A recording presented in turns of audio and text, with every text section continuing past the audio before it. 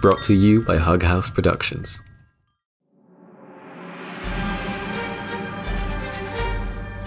Levian is a serialized fiction podcast meant for an adult audience. A list of content warning has been included in the episode description.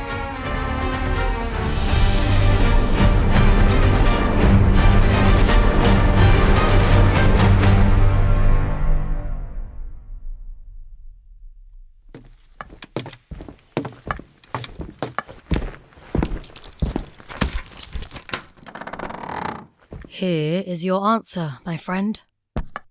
Welcome to Valentin's lair. A rented room in town. A home. I suspected he would have somewhere else to call on guests. This is no whorehouse. Then it's... An atelier. For his most daring paintings. Like this one. A thorough student of anatomy, I see. I take it no one knows of this place. Well, Anthony, perhaps. And is that what I'm holding? I heard he doesn't mind. Well, Anthony, I can make sense of. But why do you know of this place? I am his knight. Hmm. And I'm equally bound to his sister. So speak, Rowan. Right. If I may just sit for a moment. You've gone without your cane again. I had to. I could not seem a prey in the Temple of Teeth. Show me your leg. No, there's truly no need. I will take care to rest it as much as I can and... Not at all, then. Seetha knows a balm that does wonders. I know pain, Rowan. And I know how to ease it. It is not a pleasant sight. I would not say that about you. Bigger matters required my attention. The very reason we're here today. Speak, then. The day before you returned, I found our Lady Tanathea on the ground, her eyes clouded by vision, mumbling nonsense to an empty room. Was a physician called? She refused. She has a lot to bear, but she is capable. Let us do as we always have. Let us watch over her, if no one else will. Of course. You've done her a great service once more. These fabrics here, the missing pieces of Valentin's wardrobe, she will find great use for them. They are not hers to claim. Valentin is at sea. And unless I hear word of his death, I shall not defy him. Then why bring me here at all? Because you turn into a bloodhound at the first scent of a secret. It is much easier to trust you with it. I also thought you might enjoy his literature, Valet. He read Aethon? Who? Aethon Graves, the Shore prophet. His tomes are forbidden. The man who said sirens spoke to him in his dreams. The one indeed. In those dreams, he claimed to have been told the true tales of Itawakan. Daughter of Akshar and Itakati. Itekati. The Lady of Cunning has borne a child. The child's existence remains heavily disputed. In one tale she is their daughter, in the other their son. In some she's only referred to as the trickster or the fable skim. And she is said to have taken many lovers amongst mankind, in both men and women, and in many ways went against the divine order of things. Which would be of interest to Valentin, I suppose. You say they are tales? Yes, more than 100 were written about her. The first one right here. I've never heard it. Would you like to? If these writings matter to Valentin, I'd like to know why. I could recite them to you, if you'd like. I have missed your telling. I did not think anyone even remembered. Later, then? Once Our Lady retires to her quarters? A condition, however. Anything. Such a kind gesture ought to be returned. I will hear your tale, if you let me tend to your pain. You remain undefeated, warrior.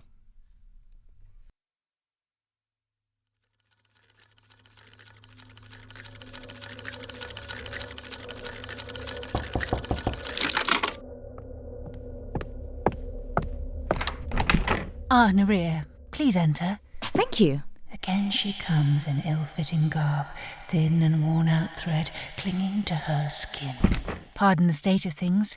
Dressmaking can be a rampagious affair. It's no worse than sailors' quarters.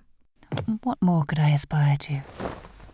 Here, this way, by the mirror. What should I do? Stand still. I shall take your measurements while you tell me the gown you desire. Oh, I think I'd rather defer to your judgment. Is there a colour, perhaps? Blue. I've always liked blue. It would suit you. No soft skin under her sleeves. It feels coarse, dense, for teeth and claws to sink into. Feed the flesh to the flame.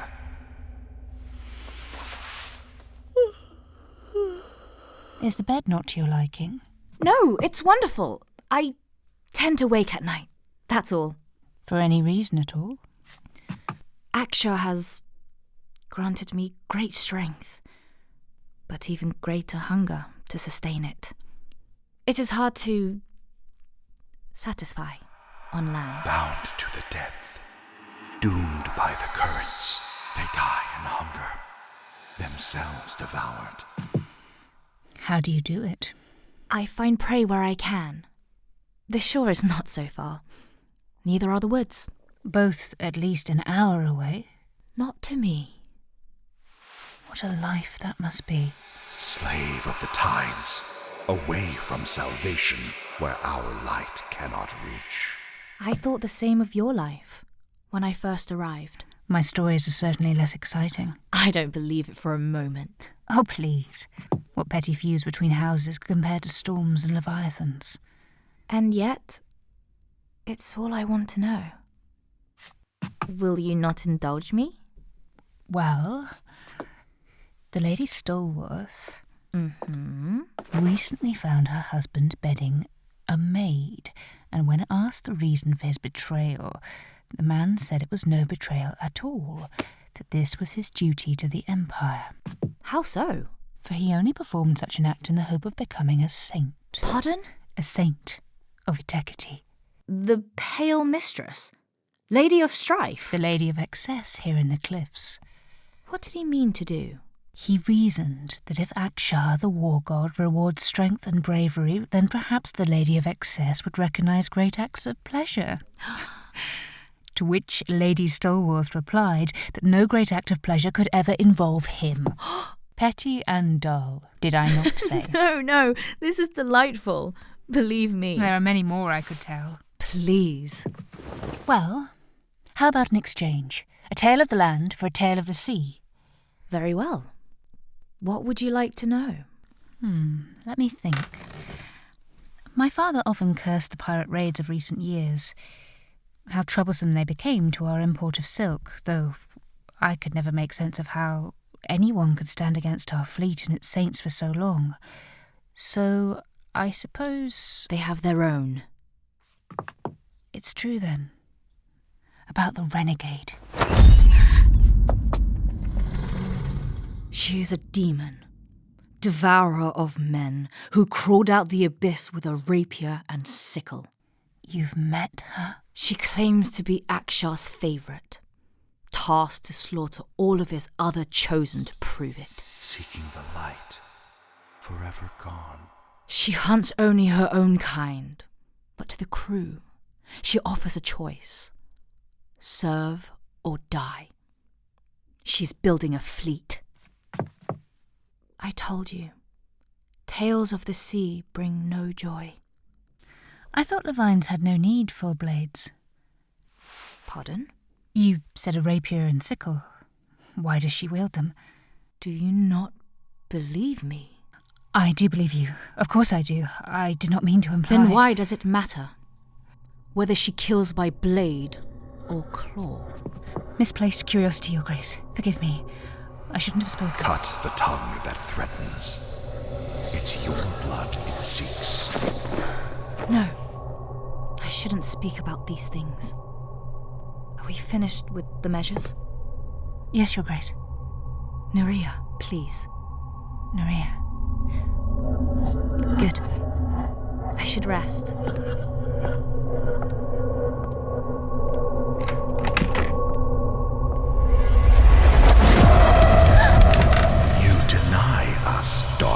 No. You refuse us justice. Have you forgotten already? Our light extinguished, enslaved for eons, bound by her currents, meat to her children. Darken the tide. I will rid this land of her wicked blood, All-Father. I offer you mine in patience, from my wrist to your lips.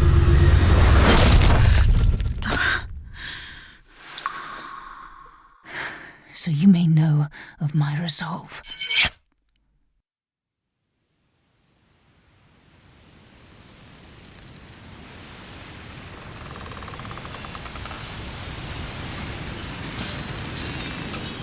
Training carried on the next day. The priestess and I cycling through stances we both already knew, while the crew watched our efforts with mild interest.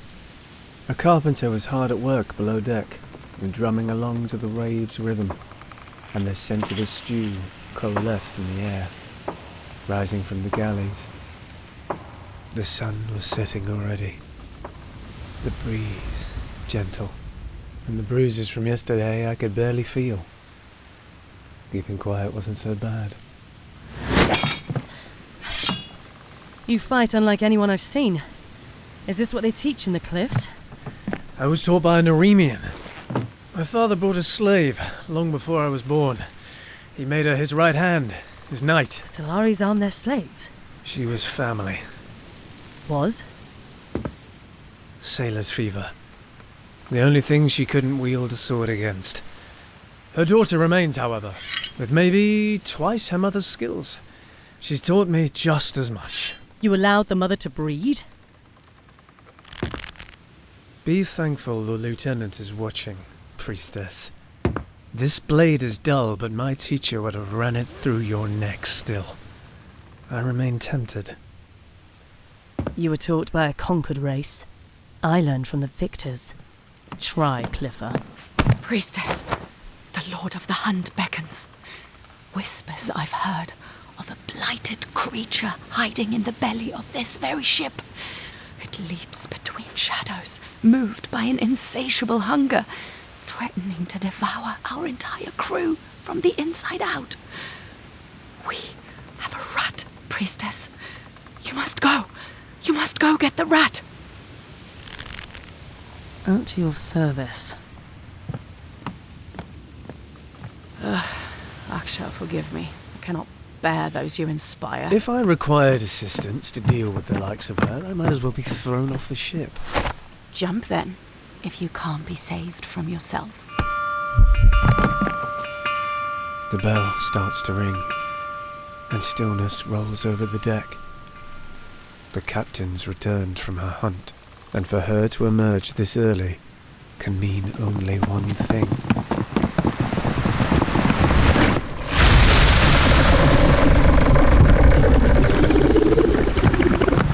Captain! All hands! I caught my scent! She says, raising her bleeding arm. You heard the captain. Harpoons, spears, axes, now! How far? Here already. Recruits, behind the crew! They're climbing, Captain! Let them! A claw twice the size of a man closes on the railing, then another, as the beast pulls itself onto the deck. A nightmare of crab and eel, 6 legs sharp as spears and a sinuous body to wrap around its prey. Await my order! Night claws, we first called them, when they terrorized our shores, tearing down the walls of fishermen's homes like you'd open a barnacle, digging for the meat inside. The beast leans towards Sibi, its eel body still dangling overboard. The crew closes ranks around us, as a second creature emerges on the opposite side. Akshar, guide my hand. The beast raises its claw, exposing its belly. No!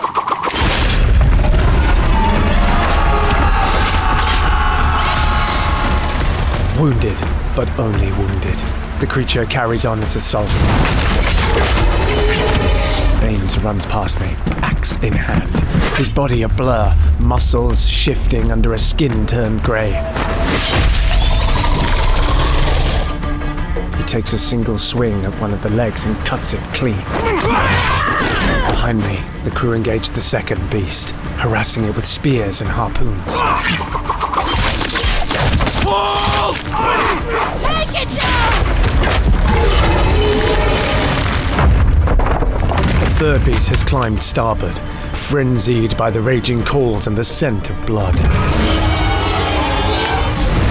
Half crawling, slithering, it charges towards us. The priestess and I break formation, along with the crew, but the other recruits panic, scatter, try to run.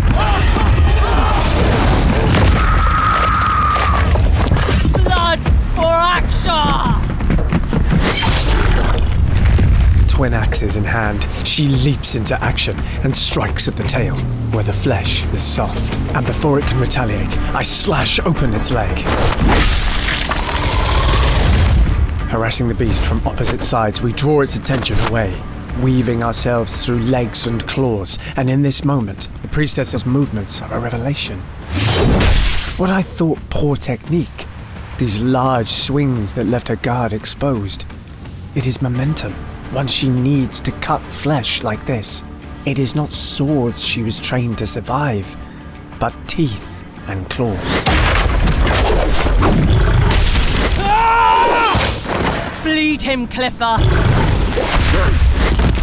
The creature's tail wraps around the priestess's ankle and brings her down, serrated claw rising in the air.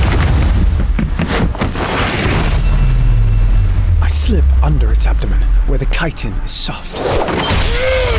Up to the hilt, into its flesh. The nightmare stumbles, letting go of the priestess. I roll to the side, leaving my rapier behind, but before I can stand back up, I hear... Right above me, as a dark tendril whips the air and grapples the creature's legs. Lightless eyes and deep blue skin. Of Mara Sibi, little remains that I recognize. A swarm of tentacles has grown out of her shoulders, coiling around her arms, melding onto itself to become the greater limbs of a kraken. And with a single terrible pull,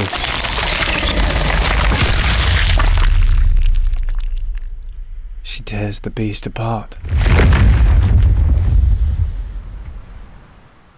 Behind our captain lie the other carcasses, Baines standing over them. Bloodied claws and hunched back, his own spine weighted down by the weight of turgid muscles. The beasts are vanquished, yet a strange tension remains. The crew is still, spears and harpoons at the ready.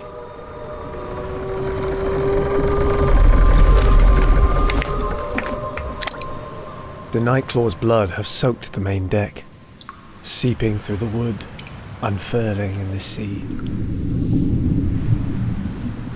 Sibi unveils her teeth in a cruel parody of a smile. She sees my eyes widen as it dawns on me. These were not our prey, just the bait.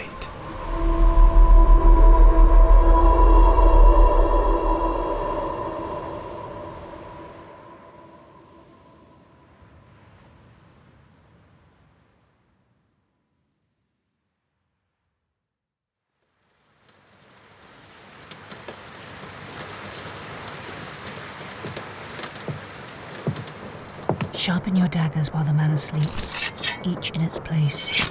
Bring a torch, keep it dry. Rope, a gardener's blade, papers, pencil. This rain just won't end.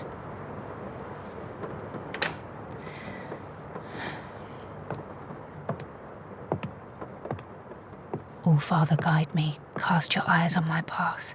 Veil my steps in the dark.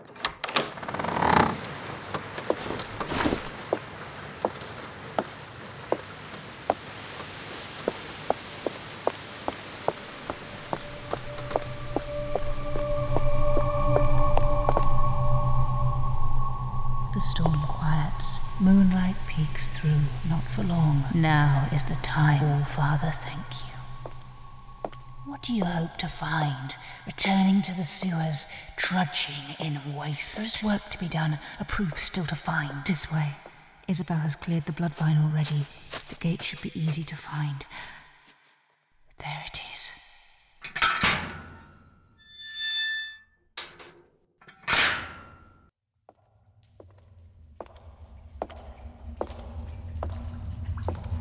You should have sent someone first. Have you gone mad? No one can know about this. How many quarrels have ended here? Collected bounties and cadavers, drifting in these sewers directly into the sea, never to be seen again. And here alone you come. If I am to be tested, then so be it. The bloodvine's roots grow thicker here. Keep on. They creep up from the sewers, my lady. There's a cluster somewhere below town. Here lies the Emperor's cunning. Kasir is rich in silver. His light incarnate. And he left the bloodvine to root, where no one could venture. Cannot be a coincidence. You are to believe no one could ever find the root of this infestation, right below the greatest city ever built, the Empire's jewel. Even here, War Father, I feel your presence.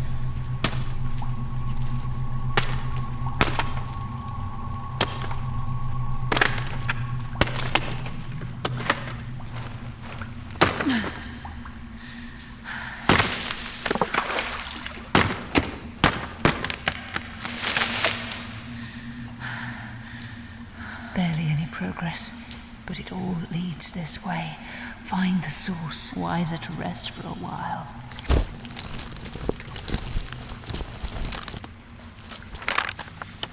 Remember the turns you took.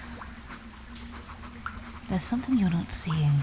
Something about this place. The canal runs as deep and as wide as a river. The walls as high as cathedrals, carved and not built. Even the bloodvine's roots cannot dig through.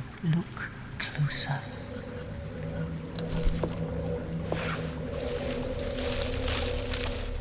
Are these markings? The crescent moon. Oh, Father, your stars were carved on this ground. Quickly, mark them on your pages. There is something here, hidden, condemned.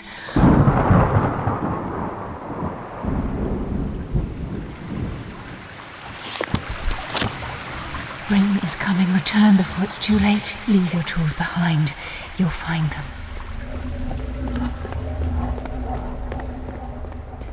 These are not just sewers. There is something below the city. All this stolen from you. Ruins. All that's left after the great wave buried underground, calling from below this entire time. Head back to your quarters, swiftly. Wash the filth off of you. Be ready for the morrow.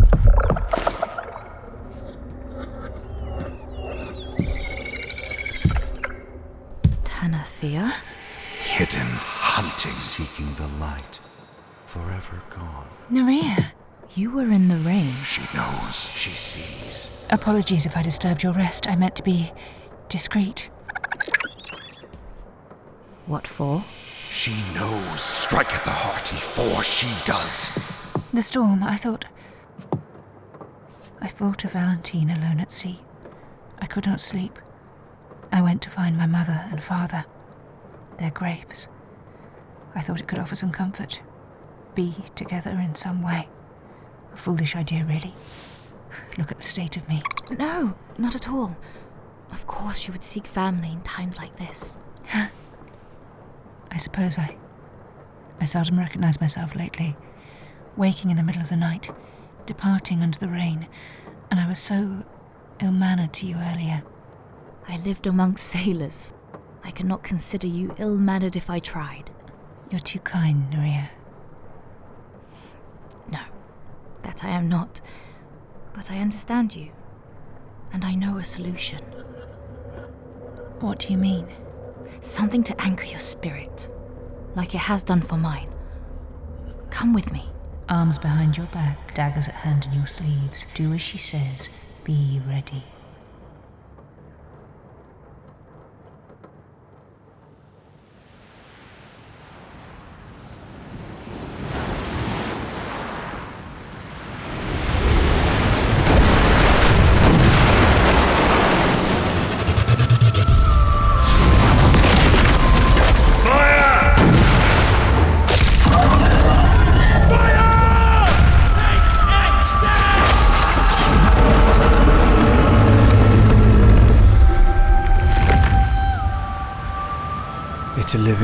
mouth that emerged.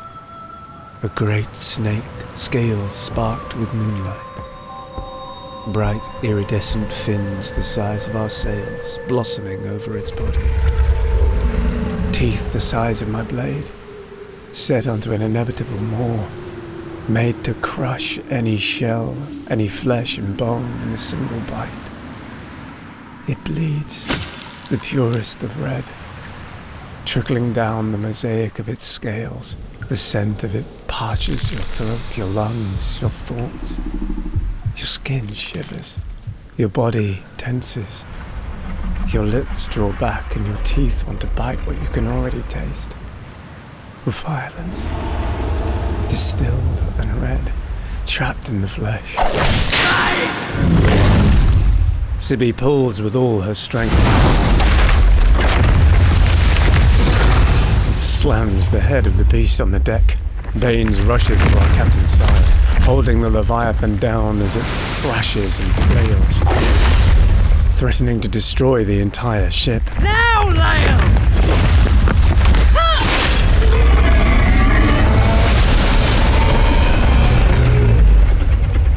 She surges forward and spears the Leviathan's neck, finding the soft meat between armored scales. Drink it in, pet. The red birth of a saint. Stance wide, knees bent, she drives the pike deeper, cutting through flesh and arteries. Blood floods the deck as she pulls out her weapon. And then end it! Pierces.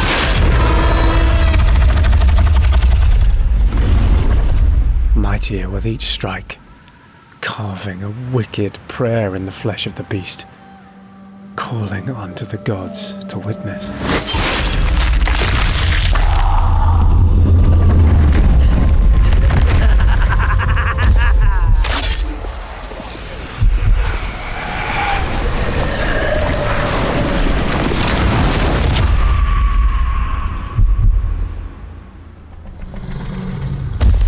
Rise, Levian Lael. Rise, little lamb. Blessed daughter of the beasts. Rise to your slaughter.